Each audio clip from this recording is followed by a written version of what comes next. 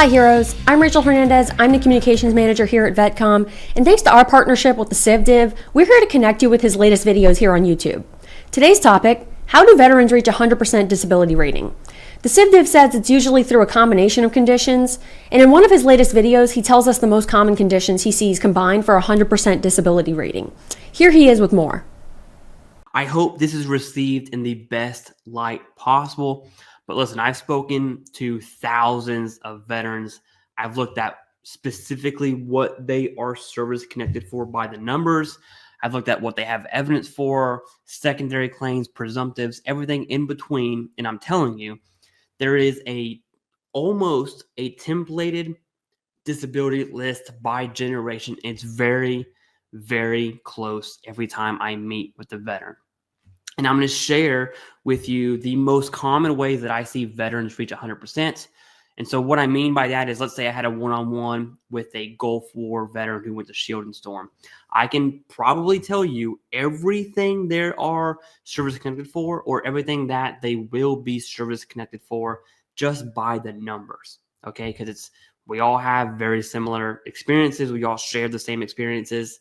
It's almost very, very close to being one for one. So first and foremost, veterans need, for that 100% rating, veterans need to have a large rating for one disability. Okay. That is usually mental health at 70%. That's hands down the most common. But you can get there with a 50% rating for mental health, or other high ratings at 50% to kind of fill that gap. So the most common 50% ratings I see, these are in order, is one's mental health, obviously. The second one is actually sleep apnea. It's generally secondary to mental health. Highly recommend a Nexus letter if that's the route you're going to go. 3 is migraines, and 4 is flat feet. Those are hands down the most common 50% ratings I see in veterans. Obviously, if you have all of them, you're in. For disability reasons, you're in good shape. Healthcare reasons, not so much. And if you have the mental health rating at 70%, it kind of gives you some leeway to these other 50% ratings, okay? So food for thought, you have to have that, what I'm going to call foundation. It's got to be a large rating or multiple 50% to make up that foundation to even get you in the ballpark of 100 anyways. Because remember, 85 is 90, and it's a long way from 100%. So you need that foundation, okay? And there are a billion other ways to reach 100%, like cancer and other things. Absolutely. What I'm telling you is the overwhelming most common ratings where veterans actually reach 100%.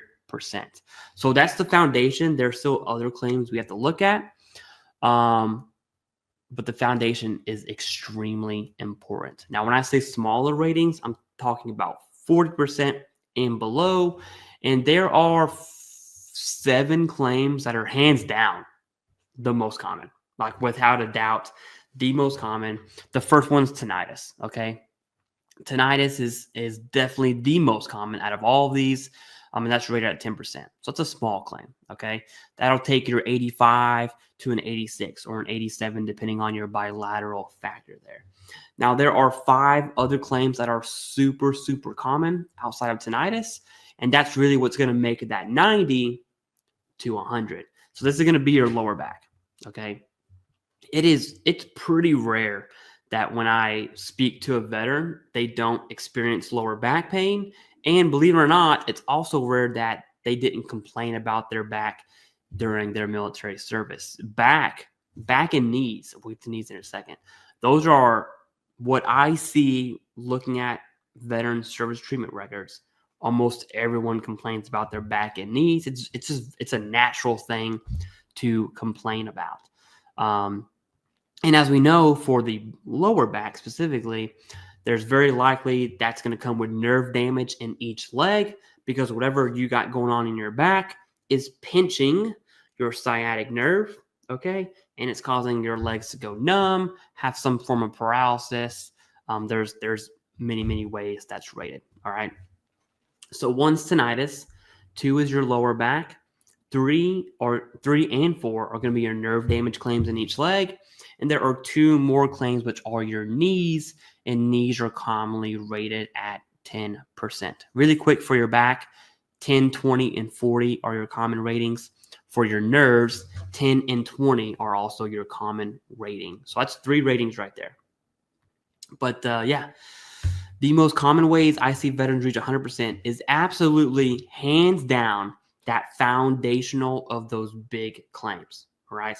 Your mental health, your sleep apnea, your migraines, your flat feet, with the combination of the smaller ratings like tinnitus, lower spine, nerve damage in your legs, and your knees. Now, are there other ratings like shoulders and TBI and wrist and nerve in your arms and your neck and other foot conditions? Absolutely. Okay. But it's not even close. These are definitely the most common ways I see veterans reach 100%. I've been doing this YouTube stuff for almost 3 years now. I've met at a minimum 1,000 veterans, if not 3,000. I don't keep track. But I'm telling you, if these conditions sound familiar to you or you experience these symptoms, the data suggests that we should probably focus on these and look at evidence from service of these conditions. Maybe look at some Nexus letters. You can contact, AME down below in the description, or not. Your choice. Do whatever you want. Look at secondary claims, and these are. Let me say it this way. I have a one-on-one this week with someone. I'm not going to tell you who, but I do know they're a post 9/11 veteran. I can tell you without even looking at the email, and let's say they're rated at 80% or 90. I can tell you right now it's going to be a combination of the claims I just discussed. It's almost always that's the case. They're going to have mental health. They're going to have sleep apnea, or it's going to be denied. They went for it. They're going to have migraines. They're going to have some musculoskeletal condition, probably some nerve damage secondaries, and probably some knee conditions there. It's a boilerplate. That's what we're going to talk about. And what I generally do, depending on the generation, is let's say they haven't claimed sleep apnea secondary. I'll ask them, hey, have you ever had a sleep study?